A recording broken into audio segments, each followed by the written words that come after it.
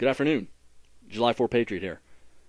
I have the distinct pleasure of presenting to you today a very interesting story. Dr. Orly Taitz, which we'll see here in a moment, is a lawyer that is attempting to petition the courts to listen to her evidence that Barack Obama is unlawfully serving as the President of the United States of America.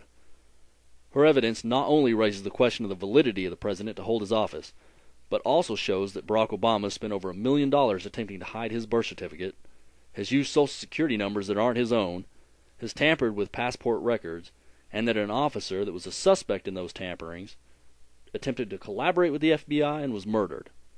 The following video clip that you're about to see was filmed by an American Resistance Movement member, Jim Stakoviak, of freedomfighterradio.net, shown here in the center. It was taken after the court hearing of a case filed by a major cook of the United States Army, shown here on the right, refusing to follow orders from an unlawful president and refusing to deploy to Afghanistan.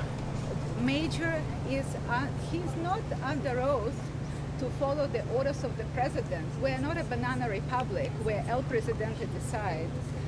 We are a nation of law and order. We're a nation of Constitution of the United States of America. And the orders have to be lawful. Based on the Constitution, Article 2, Section 1, the President and Commander-in-Chief has to be a natural-born citizen. Barack Hussein Obama Sr. was never a citizen of the United States. He was here on a student visa. At that time, Kenya was a British colony, and he was a British citizen. At birth, according to a British Nationality Act, Obama was a British citizen. At best, he had dual allegiance, dual citizenship, which is not allowed for the president and commander-in-chief. As a matter of fact, there is a famous letter from John Jay, the first Chief Justice of the Supreme Court, to George Washington, explaining that it's extremely important for the commander-in-chief to be a natural-born citizen so that he would not owe allegiance to any other nations. And that's exactly what we have with Obama. Well, a lot of people talk about him being born in Hawaii 2 years after Hawaii had been a state. Why? That is unnatural. He was born on U.S. soil. Ma'am, did you hear a word that I was saying? I mean, you didn't hear a word. I told you that in order to be a natural-born citizen, you have to satisfy a two-pronged test.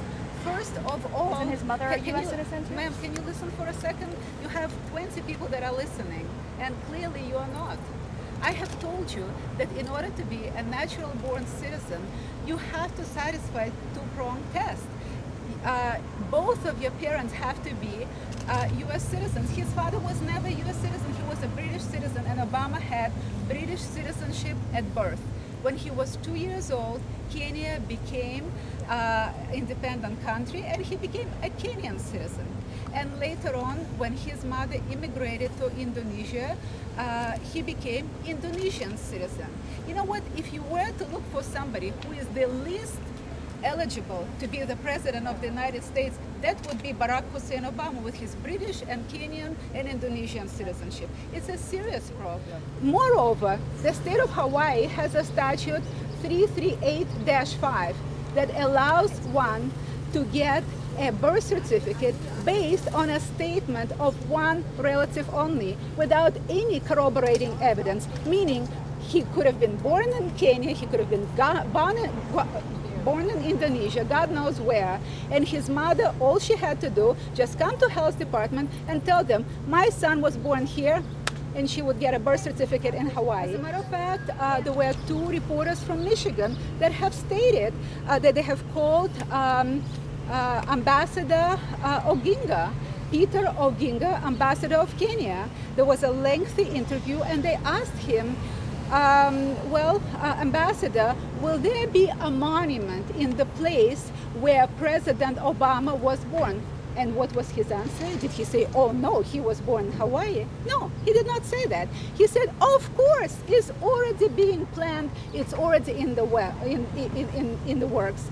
Which means, I mean, the whole world knows he wasn't born here, and we became a laughingstock of the whole world only because of Obama's arrogance and because media did not confront him. The media wanted somebody liberal, somebody that they liked, young, liberal. They wanted to see something new, and didn't go and didn't investigate such important issues. And that's why we're stuck with this problem, and that's why career officers have to stand up again for all of you and show courage under fire. Condoleezza Rice last year has reported that there was tampering with the passport records of the leading candidates for president, and it was widely believed that Obama was the reason for this tampering.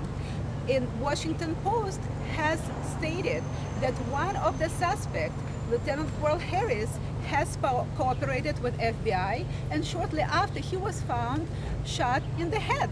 Why aren't you reporting about it? Why aren't you following up to find out what happened to this gentleman? So a lot of people have accused you of being some sort of, you know, a modern day draft dodger trying to get out of deployment. You don't think that's the case? If you look at my right shoulder here, that means I have a combat patch. I've been under fire before. I was in Camp Doha, Kuwait in 2002, 2003 when the war kicked off. Sitting in command. January and February of 2009, I deployed to Iraq and Afghanistan on a fact-finding mission. I was armed, and I was happy to do that as well. In whatever capacity, I am happy to serve and do my job as either an officer in the Army of the United States or as a defense contractor working for the Department of Defense.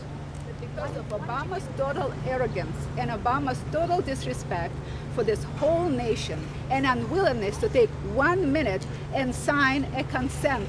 All this man has to do is sign a consent. I, Barack Obama, consent to release of my vital records showing today not one single member of U.S. military would believe that those are lawful orders. If the military caved in so quickly that the moment I have filed a temporary restraining order, within 2 days, they said, okay, we revoke the order. No more order, you don't have to go. What kind of military is that?